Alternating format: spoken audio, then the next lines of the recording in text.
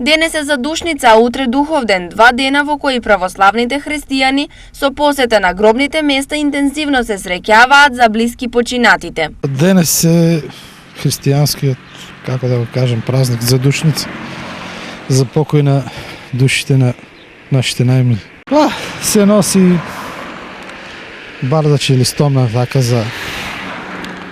за вода, се раздава така. Обичајте се пале да се даде, да се раздаде за душница за покојните. Денеска се доваѓа за тоа што е денеска празникот, за тоа што е за душница. Обичаите кои се?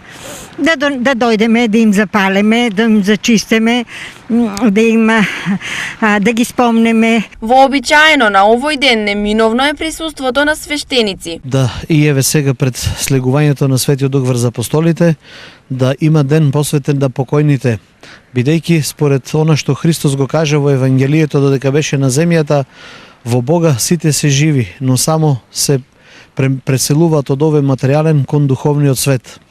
Затоа и ние веруваме дека е така и ги посетуваме гробовите и имаме молитви за упокоените, за Бог да ги всели на подобро место.